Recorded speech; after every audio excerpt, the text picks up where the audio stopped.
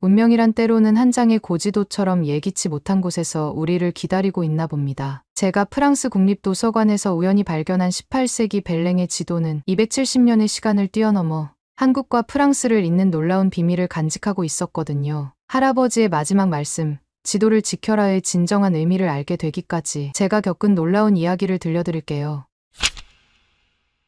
안녕하세요. 제 이름은 소코리나 르메르랍니다. 프랑스 국립도서관 고문서 보건팀의 최연소 팀장이면서 파리 소르본 대학 고문서학 박사이기도 하죠. 러시아인 어머니 덕분에 받은 이 독특한 이름처럼 제 삶도 늘 조금은 특별했답니다. 외교관이었던 부모님을 따라 세계 곳곳을 다니며 자란 저는 어린 시절부터 다양한 언어와 문화를 접했답니다. 프랑스인 아버지와 러시아인 어머니 사이에서 태어난 저는 자연스럽게 5개의 언어를 익혔죠. 하지만 제 인생에 가장 큰 영향을 미친 건 파리의 16구에 있는 할아버지의 서재였어요. 부모님이 세계를 돌아다니는 동안 저는 할아버지와 함께 지내며 그분의 열정을 배웠답니다. 프랑스 왕실 수로학자 자크 니콜라 벨랭의 7대 손인 할아버지는 동아시아 역사 연구에 평생을 바치신 분이셨거든요. 할아버지의 서재에서 보낸 시간들이 제가 고문서 연구의 길을 걷게 된 이유죠. 28살의 나이로 프랑스 국립도서관 고문서 보건팀의 최연소 팀장이 되었을 때 할아버지는 누구보다 기뻐하셨어요. 파리 소르본 대학에서 고문서학 박사 학위를 받은 것보다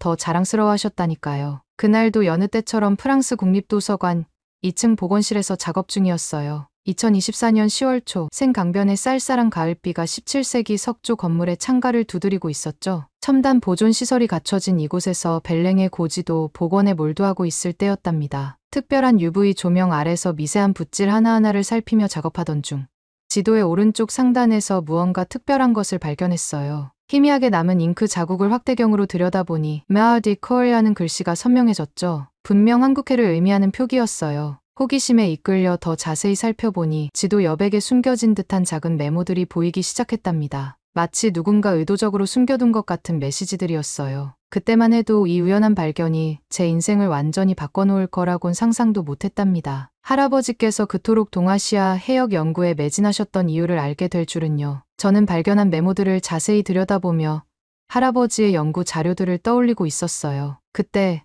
무거운 청동 손잡이가 돌아가는 소리와 함께 보건실의 오크 문이 열렸답니다. 평소 18세기 프랑스 귀족처럼 우아한 걸음걸이로 다니시던 뒤플레시스 관장님의 발걸음이 유난히 빨랐어요. 늘 완벽하게 다림질된 정장 재킷의 주름이 살짝 흐트러져 있었고 은색태 안경 너머로 보이는 눈빛이 심상치 않았죠. 관장님께서 저와 잠시 이야기를 나누고 싶다고 하셨는데 그분의 목소리에 평소의 부드러운 억양이 사라지고 날카로운 긴장감이 실려 있었어요. 저는 천천히 고개를 끄덕이며 라텍스 작업용 장갑을 벗었답니다. 장갑을 벗는 동안에도 관장님의 시선은 제가 작업하던 지도에 고정되어 있었죠. 창밖으로는 생강이 잿빛 하늘을 반영하며 굽이쳐 흐르고 있었어요. 평소라면 관광객들의 웃음소리와 유람선의 백고동 소리가 들렸을 텐데 이상하게도 그날은 주변이 무척 조용했답니다. 마치 무언가 일이 일어날 것을 예감이라도 하는 것처럼요. 저는 방금 발견한 내용을 설명하기 위해 자리에서 일어났어요. 이 지도가 단순한 고지도가 아니라 18세기 동아시아 해역의 진실을 담고 있다고 조심스레 말씀드렸더니 관장님은 무거운 발걸음으로 창가로 다가가셨어요. 그분의 등 뒤로 보이는 하늘은 점점 더 어두워지고 있었죠. 창밖의 비는 더욱 거세게 내리기 시작했고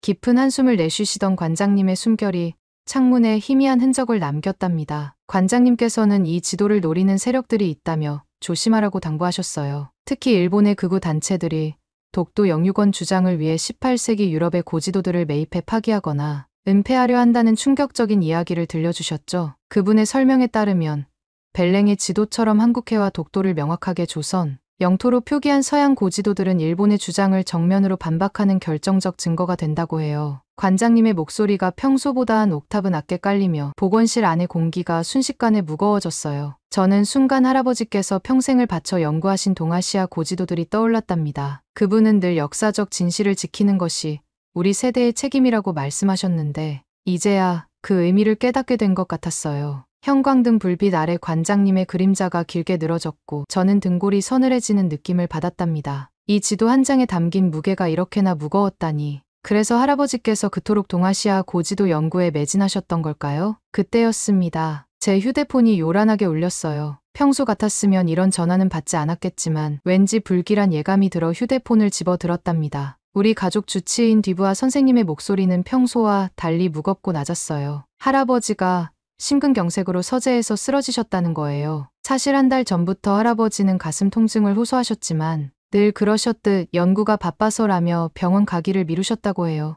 마지막으로 뵈었을 때도 평소보다 안색이 좋지 않으셨는데 그때 좀 더 강하게 병원에 모시고 갈 걸 하는 후회가 밀려왔죠. 제 귓가에서 윙하는 소리가 나더니 모든 소리가 멀어져 가는 것 같았어요. 더구나 돌아가시기 전날 할아버지께서는 평소와 달리 늦은 밤까지 서재에서 불을 밝히고 계셨다고 해요. 관리인 아저씨 말씀으로는 새벽까지도 할아버지의 서재에서 불빛이 새어나왔다고 하시더라고요. 마치 무언가에 쫓기듯 서둘러 마무리하시려 했던 걸까요? 할아버지의 서재로 향하는 동안 제 다리는 천근만근이었어요. 파리 16구의 오래된 아파트로 가는 길, 늘 걷던 그 길이 이렇게 멀게 느껴진 적은 처음이었답니다. 가로수들이 떨구는 가을 낙엽이 제 발걸음 소리를 덮어주었고 간간히 내리는 가을비는 제 눈물을 감춰주었죠. 현관문을 열자 언제나 그렇듯 할아버지의 서재에서 은은한 커피 향이 풍겨왔어요. 마치 할아버지께서 여전히 그곳에 계실 것만 같았죠. 하지만 서재에 들어서자 낡은 가죽 안락의자가 텅 비어 있었어요. 책상 위에는 방금 전까지 읽고 계셨을 것 같은 책이 펼쳐져 있었고 아직 식지 않은 커피 잔이 그 옆에 놓여 있었죠. 그때 할아버지의 마지막 말씀이 제 귓가를 울렸어요. 병원으로 실려 가시기 직전 할아버지께서는 제 손을 꼭 잡으시며 지도를 지켜라라고 힘겹게 말씀하셨다고 해요. 그때는 그 말씀의 의미를 이해하지 못했지만 이제는 그 무게가 고스란히 제 어깨를 누르는 것 같았답니다. 떨리는 손으로 할아버지의 유품을 정리하던 중 낡은 오크 책상 서랍 깊숙이에서 이상한 봉투를 발견했어요. 노란빛이 바랜 그 봉투 안에는 암호 같은 글자들이 빼곡히 적힌 편지가 들어있었는데 그 내용 중에서 이앙레라는 이름이 유독 자주 등장했어요. 이상하게도 그 이름을 볼 때마다 가슴 한켠이 저릿저릿해지는 느낌이었죠. 할아버지께서는 이미 오래전부터 무언가를 준비해 오셨던 걸까요? 할아버지의 장례식이 끝나고 며칠 후 도서관 보안팀에서 다급한 연락이 왔어요. 전날 밤 CCTV에 수상한 남자가 찍혔다는 거였죠. 보건실 주변을 서성이던 그는 검은 정장 차림의 동양인이었는데 마스크와 선글라스로 얼굴을 가린 채 보건실 문을 열려고 시도했다고 해요. 그리고 바로 다음 날 더 놀라운 일이 벌어졌답니다. 일본의 동아시아 역사문화재단이라는 곳에서 벨랭의 지도 매입을 제안해온 거예요. 무려 100만 유로라는 엄청난 금액을 제시하면서요. 하지만 이상했어요. 복원 작업 중인 지도의 존재를 외부에서 어떻게 알았을까요? 게다가 할아버지께서 돌아가신 직후라는 타이밍도 너무 의심스러웠죠. 이런 불안한 나날을 보내던 중 도서관 열람실에서 운명적인 만남이 있었어요. 동양사 서가를 뒤지고 있을 때 낯선 목소리가 들려왔죠. 키가 크고 단정한 차림의 한 남자가 프랑스어로 벨랭의 항해 일지를 요청하고 있었어요. 순간 긴장이 됐죠. 바로 제가 복원 중인 지도와 관련된 자료였거든요. 그가 자리에 앉아 자료를 살펴보는 동안 저는 그의 움직임을 예의주시했답니다. 하지만 수상한 방문자와는 전혀 달랐어요. 오히려 할아버지처럼 꼼꼼하게 메모를 하며 자료를 연구하는 모습이 인상적이었죠. 그러다 우연히 그의 메모에 한글이 보였어요. 혹시나 하는 마음에 다가가 한국어로 말을 걸었죠. 그가 바로 강인성 교수였어요. 경북대학교 국제학부 교수라고 자신을 소개하던 그의 눈빛에는 날카로운 지성과 함께 묘한 긴장감이 감돌았어요. 알고 보니 그도 저를 주시하고 있었다더군요. 벨랭의 지도 복원 소식을 듣고 일부러 프랑스까지 왔다고 해요. 그렇게 시작된 대화는 자연스럽게 도서관 카페로 이어졌어요. 따뜻한 커피 잔을 앞에 두고 그는 한국해 표기의 역사적 정당성에 대해 열정적으로 설명했죠. 저는 그의 지나친 확신에 의문을 제기했어요. 하지만 대화를 나누면 나눌수록 그의 학문적 진정성이 느껴졌고 할아버지의 연구 방식과 묘하게 닮아있다는 생각이 들었답니다. 논쟁이 깊어질수록 강인성 교수의 학문적 열정이 느껴졌어요. 특히 지도의 세세한 부분을 짚어가며 설명하는 방식이 할아버지와 묘하게 닮아있다는 생각이 들었죠. 그러다 문득 제가 언급한 벨랭 가문 이야기에 그의 표정이 확 변하더군요. 그가 제게 할아버지와의 관계를 조심스레 물었어요. 목소리가 미묘하게 떨렸는데 평소에 침착한 어조와는 사뭇 달랐죠. 제가 할아버지의 손녀임을 밝히자 강인성 교수의 눈빛이 달라졌어요. 마치 오랫동안 찾아 헤매던 무언가를 발견한 것 같은 빛이었죠. 그가 양손으로 커피잔을 감싸주며 깊은 한숨을 내쉬었어요. 작년까지 할아버지의 지도 해석학 수업을 들었다고 했어요. 더구나 마지막 제자였다고. 할아버지께서 그에게 벨랭의 지도가 품고 있는 특별한 의미를 가르쳐 주었다는 거예요. 그의 목소리에는 스승을 잃은 제자의 깊은 슬픔이 묻어 있었답니다. 그 순간 머릿속에서 퍼즐 조각들이 맞춰지기 시작했어요. 할아버지의 서재를 가득 채웠던 동아시아 해양 관련 서적들, 밤늦게까지 이어지던 연구, 그리고 마지막 순간까지 지도를 지키라고 당부하셨던 이유까지 모든 것이 하나로 연결되는 듯했죠. 카페 창밖으로 파리의 가을 노을이 붉게 물들고 있었어요. 강인성 교수의 눈빛에서 할아버지의 열정이 보였죠. 그리고 확신할 수 있었어요. 이 만남이 우연이 아니라는 거요. 할아버지께서는 이미 오래전부터 우리의 만남을 준비해 오셨던 걸까요? 이제는 제가 나서야 할 때였어요. 그저 고문서 보건가로서가 아니라 할아버지의 유지를 이어받은 사람으로서 말이에요. 파리에서 북쪽으로 달리는 동안 하늘은 점점 더 어두워졌어요. 할아버지의 장례식이 끝나고 일주일, 저는 노르망디 해안가의 르메르 저택을 향해 가고 있었답니다. 차 앞유리로 내리치는 비가 점점 더 거세지는 걸 보며 이상하게도 제 마음속에도 먹구름이 끼는 것 같은 느낌이 들더군요. 3시간의 운전 끝에 도착한 저택은 절벽 위에서 시커먼 바다를 내려다보며 서 있었어요. 18세기에 지어진 이 3층 석조 건물은 벨랭 가문의 역사를 고스란히 간직한 곳이었죠. 그런데 현관 앞에는 이미 사촌들의 차가 주차되어 있었네요. 응접실로 들어서자 투자은행가인 큰사촌 피에르가 창가에 서 있었어요. 늘 그렇듯 완벽하게 다림질된 수트 차림이었는데 그의 차가운 회색 눈동자가 저를 향했죠. 소파에는 부동산 개발업자인 작은 사촌 루이스가 노트북을 보며 앉아 있었고요. 오크나무 테이블을 둘러싼 가족회의는 예상대로 험악한 분위기로 시작됐어요. 바깥의 폭풍우 소리가 응접실의 창문을 울리는 가운데 피에르는 테이블 위에 두꺼운 서류 뭉치를 탁 하고 내려놓았답니다. 차가운 회색 눈동자로 저를 응시하며 프랑스 국세청에서 산정한 상속세 고지서를 손가락으로 가리켰죠. 무려 500만 유로입니다.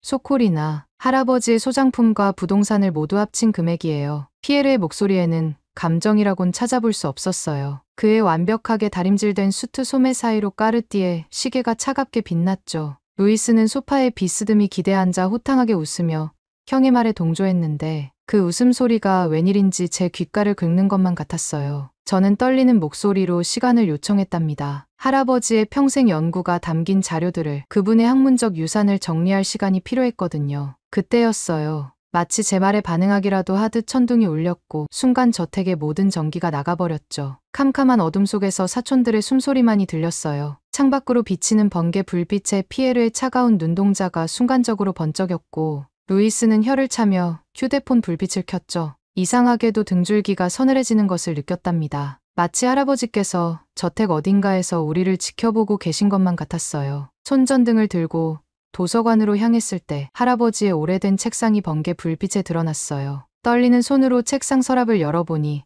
가장 깊숙한 곳에 낡은 가죽 표지의 일기장이 숨겨져 있었죠. 일기장을 펼치자 할아버지의 단정한 필체가 눈에 들어왔는데 그 내용은 정말 충격적이었답니다. 할아버지께서는 조선의 해양 측량 기술이 18세기 유럽보다 훨씬 앞서 있었다는 증거를 발견하셨더군요. 특히 조선의 수로학자들이 사용한 해류 측정법은 당시 프랑스 왕립 해군도 몰랐던 혁신적인 방식이었다고 해요. 거기에다 이항래의 후손을 한국에서 찾았다는 내용도 있었죠. 번개가 다시 한번 번쩍이며 일기장의 페이지를 비추었는데 그 순간 저는 할아버지께서 우리에게 남기신 진짜 유산이 무엇인지 깨닫기 시작했답니다. 다음 날 아침 저는 할아버지의 연구 자료를 찾아 3층 다락방으로 향했답니다. 먼지 쌓인 나무 계단을 올라가며 이상한 느낌이 들었는데 다락방 안에 들어서자 할아버지의 젊은 시절 사진이 제일 먼저 눈에 들어왔어요. 1960년대 한국에서 찍은 사진이었죠. 사진을 자세히 보려고 벽에 다가섰을 때였어요. 제 팔꿈치가 우연히 나무 패널에 부딪혔는데 묵직한 딸깍 소리와 함께 벽면이 살짝 움직이더군요. 심장이 쿵쾅거리기 시작했어요. 손전등을 비춰보니 그곳에는 비밀 공간이 있었고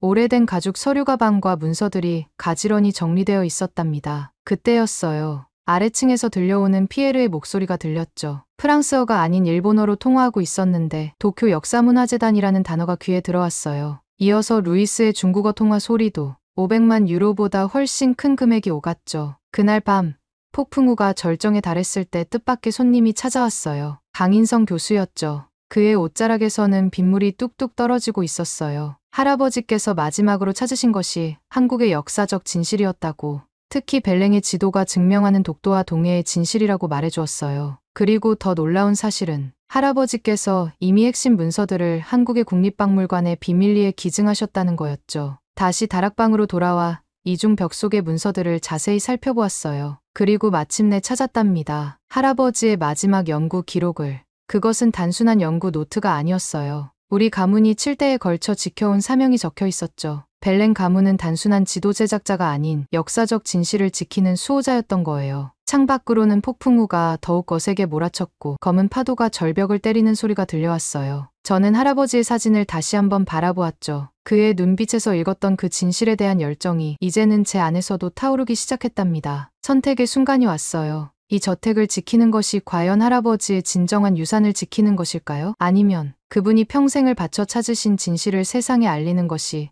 진정한 유산을 지키는 길일까요? 그날 밤 저는 강인성 교수와 긴 통화를 했어요. 할아버지의 연구를 완성하기 위해서는 직접 한국으로 가야 한다고 했죠. 특히 독도체험관에 할아버지께서 남기신 중요한 단서가 있다는 말에 가슴이 뛰었답니다. 파리에서 발견한 비밀 문서들과 이앙레 관련 기록들을 들고 저는 다음 날 바로 한국행 비행기에 올랐어요. 피에르와 루이스의 매각 압박이 심해지는 상황에서 위험한 선택이었지만 제 직감은 이것이 할아버지께서 원하시는 길이라고 말해주고 있었죠. 13시간의 비행 후 인천국제공항에 첫 발을 내딛는 순간 제 눈앞에 펼쳐진 광경의 말을 잃고 말았어요. 천장 높이 설치된 초대형 디지털 아트월에서는 한국의 전통 문양이 현대적 감각으로 재해석되어 흐르고 있었고 로봇 안내원이 자연스럽게 승객들을 안내하고 있었답니다. 프랑스의 자존심이라 할 수 있는 샤를드골 공항과는 비교도 안 될 만큼 미래지향적인 시설이었죠. 자동화된 입국 심사대를 지나 공항철도에 올랐는데 이건 마치 SF 영화의 한 장면 같았어요. 창밖으로 펼쳐지는 도시 풍경은 제가 알던 아시아의 모습과는 전혀 달랐죠. 88층 롯데월드타워가 구름을 뚫고 솟아있는가 하면 한강변을 따라 늘어선 마철루들이 미래도시를 연상시켰어요. 그런데 신기하게도 그 사이사이로 경복궁과 남산한옥마을 같은 전통 건축물이 자연스럽게 조화를 이루고 있었답니다. 파리의 에펠탑과 역사적 건물들이 어우러진 모습과는 또 다른 매력이 느껴졌죠. 서울역에 도착하자 강인성 교수가 저를 기다리고 있었어요. 파리에서 만났을 때는 몰랐는데 한국에서 만난 그는 또 다른 모습이었답니다. 184cm의 훤칠한 키에 맞춤 제작한 듯한 네이비 수트가 잘 어울렸고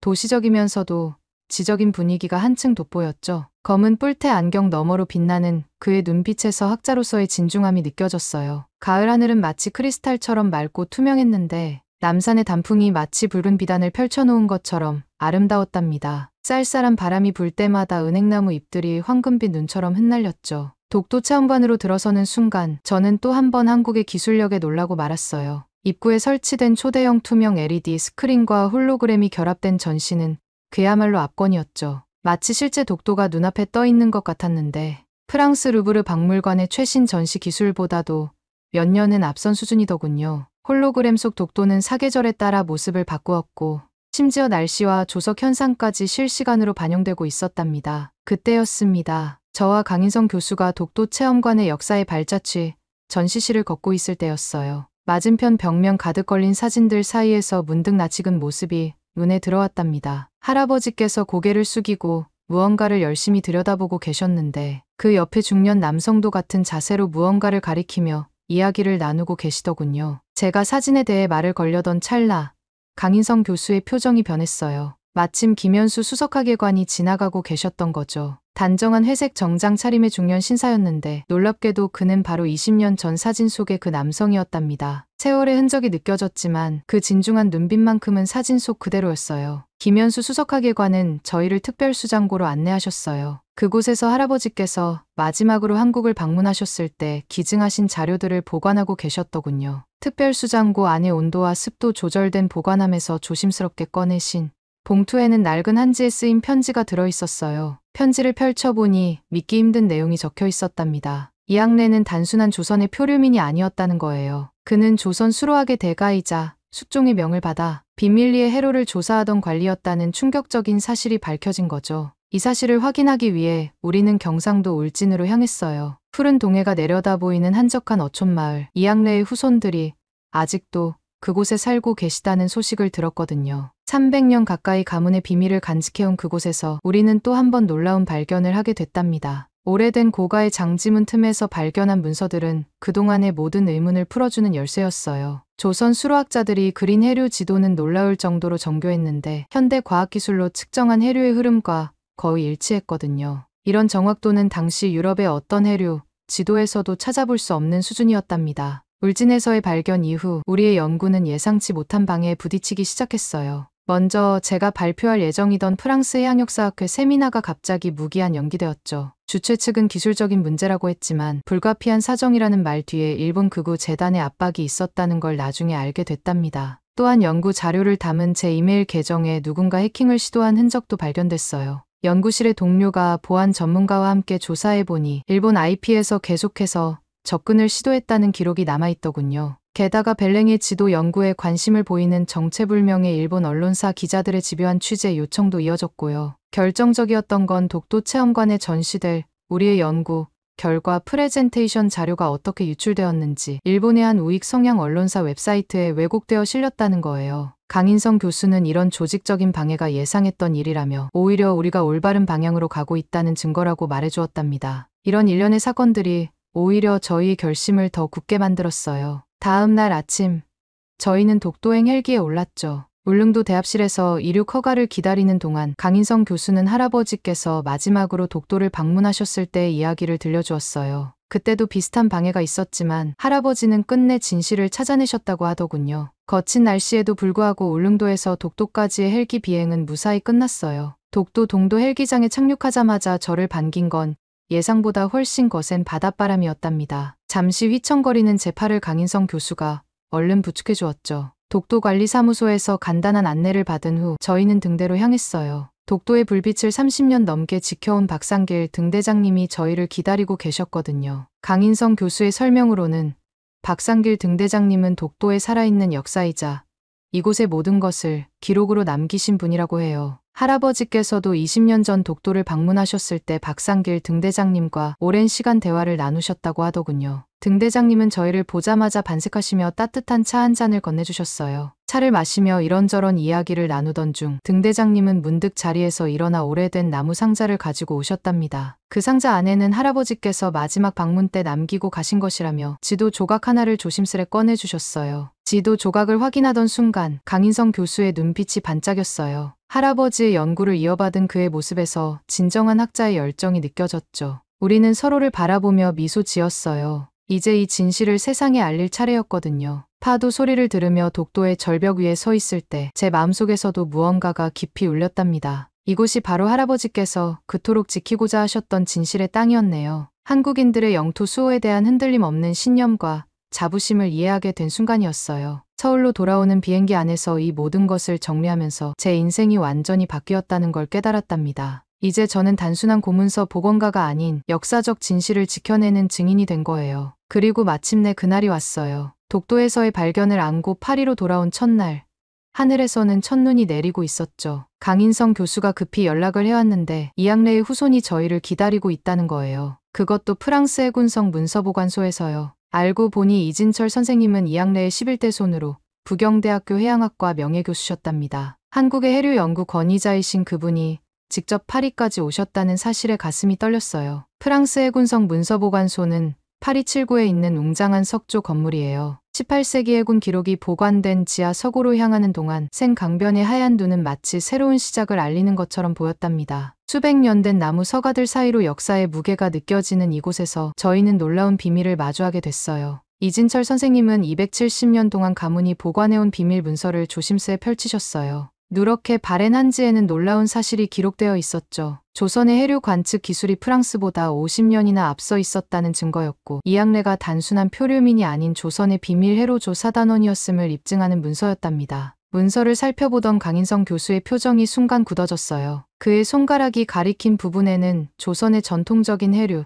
측정 방식이 놀라울 정도로 상세하게 기록되어 있었거든요. 조류목이라 불리는 특수 제작된 나무 부표로 해류의 속도를 측정하고 물의 맛을 봐서 염도를 확인하며 바닷물 색의 미세한 변화까지 기록하는 방식이었죠. 특히 음력 날짜에 따른 조수 간만의 변화를 예측하는 수식까지 있었는데 이런 과학적 접근법은 당시 유럽 해군도 알지 못했던 혁신적인 방법이었답니다. 이진철 선생님은 문서를 넘기다 말고 잠시 말을 멈추셨어요. 깊은 한숨과 함께 창밖으로 시선을 돌리시더니 마치 오랜 세월의 무게를 한 번에 내려놓는 듯한 표정을 지으셨죠. 11대에 걸쳐 가문이 지켜온 이 비밀을 마침내 세상에 알릴 때가 왔다는 안도감과 책임감이 그분의 눈빛에 어려 있었어요. 눈가에 맺힌 이슬 같은 눈물을 보며 저는 할아버지께서 왜 그토록 이양래의 후손을 찾아 헤매셨는지 또 왜 이 연구에 평생을 바치셨는지 깊이 이해할 수 있었답니다. 다음 며칠간 강인성 교수와 저는 프랑스 해군성의 지하 서고에서 밤을 지새웠어요. 이앙레가 남긴 기록과 벨랭의 문서들을 하나하나 대조하면서 놀라운 사실들이 연이어 드러났답니다. 벨랭은 이앙레를 통해 조선의 앞선 해류 관측 기술을 배웠고 이를 프랑스 해군의 항로 개발에 비밀리에 활용했다는 증거를 발견한 거예요. 결정적인 발견은 벨랭이 루이 15세에게 제출한 비밀 보고서였어요. 보고서에는 조선의 해류 관측술은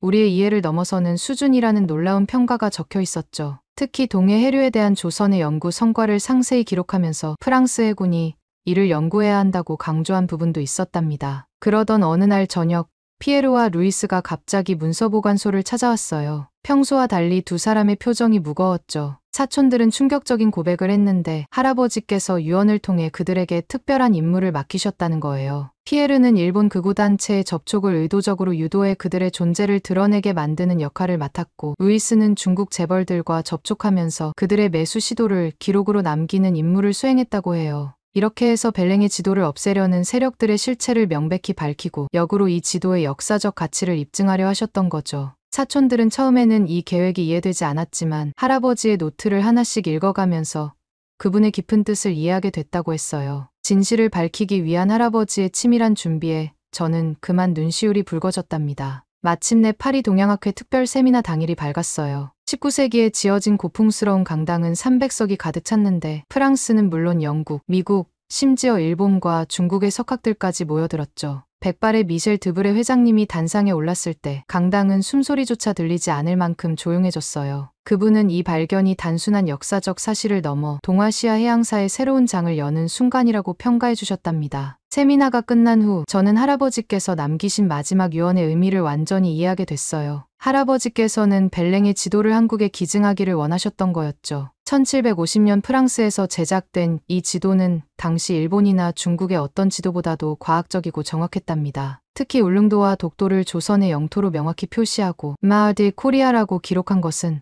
18세기 유럽의 최고 해양 강국이었던 프랑스가 이미 이 지역의 영유권을 한국의 것으로 인정했다는 결정적인 증거였으니까요. 그 배경에는 놀라운 비밀이 있었어요. 조선의 비밀 해로 조사단장 이앙레는 당시 세계 최고 수준이었던 조선의 해양 측량 기술을 가지고 있었죠. 일본이 아직 그네 측량도 못하던 시절에 조선은 이미 정밀한 해류 지도를 가지고 있었고, 중국이 해류의 흐름을 제대로 파악하지도 못했을 때 조선은 이미 과학적인 해류 관측 시스템을 개발해 놓았던 거예요. 이제 이 지도는 서울 영등포의 독도체험관에서 많은 사람들이 볼 수 있게 됐어요. 최첨단 전시 시설을 갖춘 독도체험관은 세계 어느 영토 박물관과 비교해도 손색이 없을 정도로 체계적이고 현대적인 시설을 갖추고 있답니다. 일본이 억지 주장을 펼치고 있는 독도 문제에 대해 이 지도는 가장 강력한 반증이 되고 있죠. 18세기 프랑스라는 제3국의 기록이 한국의 영토 주권을 인정하고 있으니까요. 더구나 이 지도의 가치는 단순한 영토 표기를 넘어서는 것이었어요. 조선의 앞선 해양 과학 기술이 서양의 지도 제작에 결정적인 영향을 미쳤다는 사실은 한국이 이미 300년 전부터 세계 최고 수준의 해양 강국이었음을 증명하는 것이니까요. 일본이 쇄국 정책으로 해외 진출을 꿈꾸지도 못하던 시절, 조선은 이미 유럽의 해양 강국과 어깨를 나란히 하고 있었던 거예요. 매일 아침 연구실로 향하며 생각해요. 이 모든 것이 우연이 아니었다는 거요. 할아버지께서는 이미 오래전부터 저를 위해, 아니 역사적 진실을 위해 이 모든 것을 준비해 오셨던 거예요. 그리고 이제 그 바통이 저와 강인성 교수의 손으로 넘어와 더 많은 역사적 진실을 밝혀내게 될 거랍니다. 오늘 사연은 여기까지입니다. 어떻게 들으셨나요? 오늘 사연이 재미있으셨다면 구독 버튼 한 번만 눌러주세요. 저는 더 좋은 사연으로 찾아뵐게요. 감동도서관이었습니다. 감사합니다.